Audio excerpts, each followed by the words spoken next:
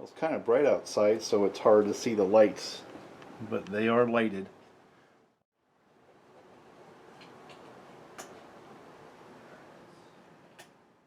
This guy's powered up. Notice how quiet that is? There's no hum at all on this transformer, and that's the MARX. And I added a little voltmeter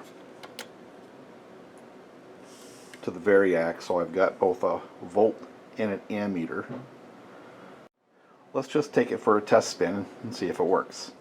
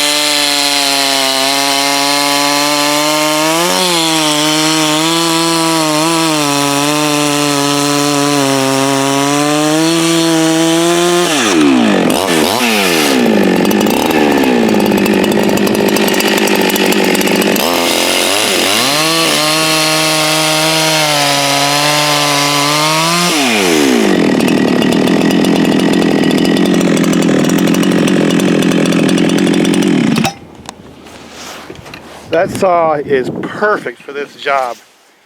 And the more I run it, the more I like it. It doesn't vibrate that much anymore. When I first had it, it vibrated a lot. We'll check the oil and see if it used any. I mean, I've gone through about a half tank, I think, already.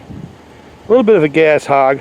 Makes great power, good solid power. That's a 24-inch bar.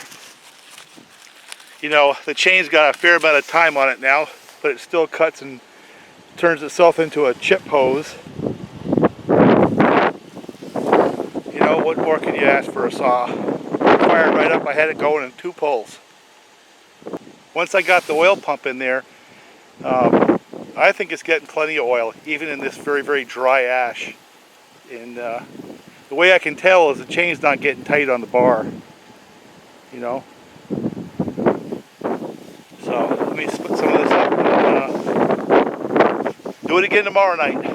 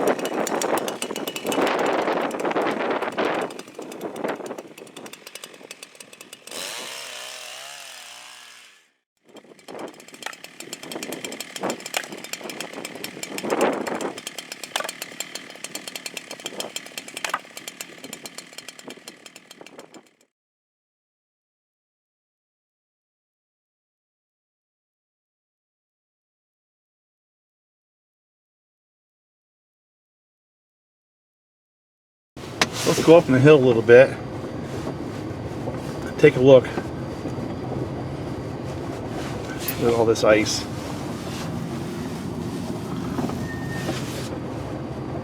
I want to see whether or not I can get up there and get back in the woods. I think I can.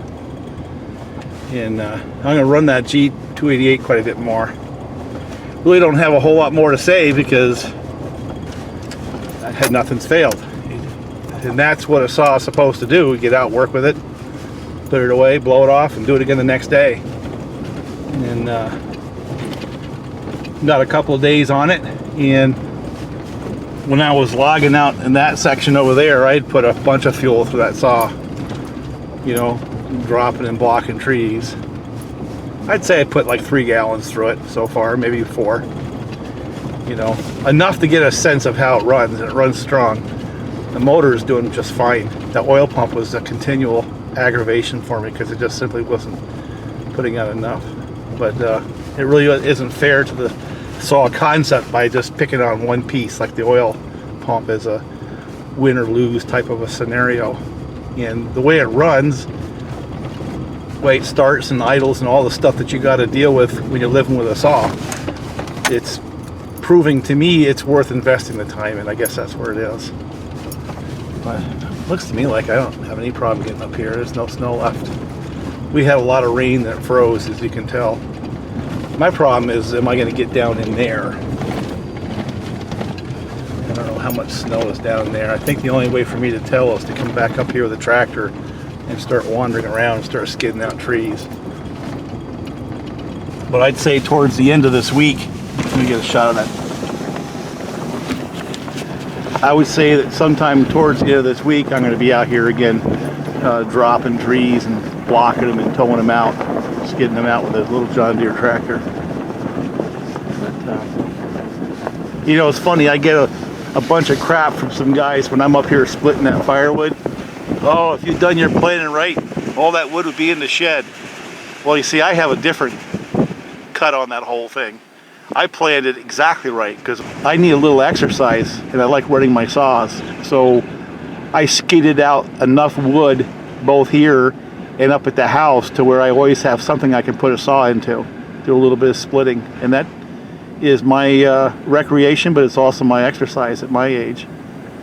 I've got enough in the woodshed to get me for the rest of the year if I want, but I also have enough skidded up to the places where I can get access to them that I have something to go play with pretty much any day of the week. So, look at those planes up there. Look at the contrails. Isn't that cool?